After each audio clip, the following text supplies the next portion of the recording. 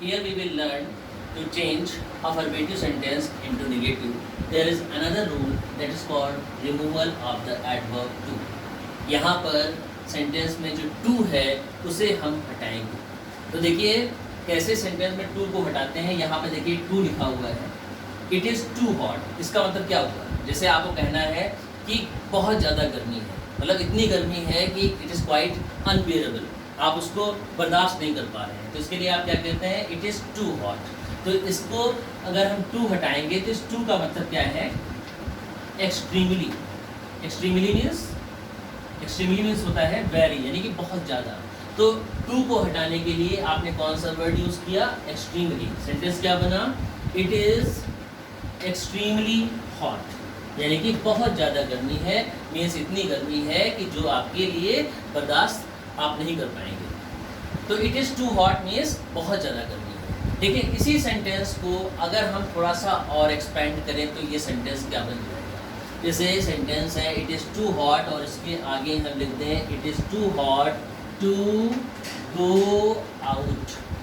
अब देखिए मीनिंग बिल्कुल बदल गई. It is too hot to go out. अब कहाँ गर्मी है और टू गो आउट मतलब बाहर जाना. तो क्या बाहर जाने के सेंस से क्या मतलब है? आखिर ये क्यों कहा जा रहा है कि गर्मी बहुत है और बाहर जाना? बाहर जाने से क्या मतलब है? आप एक्चुअली कहना ये चाह रहे हैं कि इतनी ज़्यादा गर्मी है कि बाहर निकलना मुश्किल है, या इतनी ज़्यादा गर्मी है कि मैं बाहर नहीं जा सकता, मैं घर से बाहर नहीं जा सकता. ये इस सेंटेंस की मीनिंग हुई. तो इसको चेंज कैसे करेंगे? इसको हम सेंटेंस को कैसे चेंज करेंगे, या इस सेंटेंस से टू को हम कैसे हटाएंगे? तो देखिए ये सेंटेंस जब था तो यहाँ पे जो था इट इज़ टू हॉट और आपने लिखा इट इज़ एक्सट्रीमली हॉट, तो ये नेगेटिव सेंटेंस थोड़ी ना है. ये तो सिंपल रूल था कि आपने टू को कैसे हटाया. लेकिन actually it is too hot to go out जब लिखा हुआ है, इसी का नेगेटिव हम बनाएंगे. इस सेंटेंस को हम नेगेटिव में चेंज करेंगे. तो इसकी पहचान क्या है? देखिए ये जो टू एडवर्ब आप देख रहे हैं, इस टू के साथ में इन्फिनेटिव भी आता है. अब ये इन्फिनेटिव क्या है? देखिए इसको कहते हैं इन्फिनेटिव. मीन्स अगर टू के साथ में अगर वर्ब की रूट फॉर्म आ जाए, अगर टू के साथ में वर्ब की प्रेजेंट फॉर्म आ जाए तो उसे हम कहते हैं इन्फिनेटिव. तो अगर एडवर्ब टू के साथ में इन्फिनेटिव आए तो वो इन्फिनेटिव में नॉट छिपा रहता है. कहने का मतलब ये है कि ये जो टू गो आउट है इसमें निगेटिव वर्ड छिपा हुआ है, वो दिखाई नहीं दे रहा है. तो उसे जब हम चेंज करेंगे, जब हम टू को हटाएंगे तब वो नॉट क्लियर होगा. कैसे क्लियर होगा इसको हमें देखना है. अब ये तो हमने इसका बनाया था, अब हम इस सेंटेंस को चेंज करेंगे. इट इज़, और इस टू को हटा के हम क्या लिखेंगे?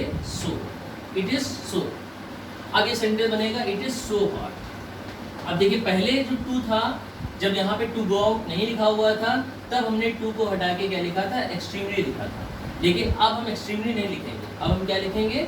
सो लिखेंगे. It is so hot. अब इट इज़ सो हॉट के बाद में अब जो टू गो आउट लिखा है उसे अभी हमें नहीं लिखना है. अभी उसकी जगह पे हमें क्या लिखना है? दैट. अब दैट के बाद में अब हमें ये देखना है कि यहाँ पे सब्जेक्ट किसको हमें लिखना चाहिए, कौन सब्जेक्ट है.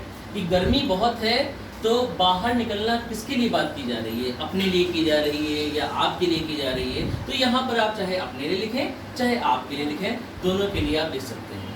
तो आपको कहना है कि इतनी गर्मी है कि मैं बाहर नहीं निकल सकता, इसीलिए यहाँ पे आप सब्जेक्ट क्या लिखेंगे? आई. तो दैट आई. अब मैं बाहर नहीं जा सकता, यहाँ पे नहीं जा सकता, I can not. I can not.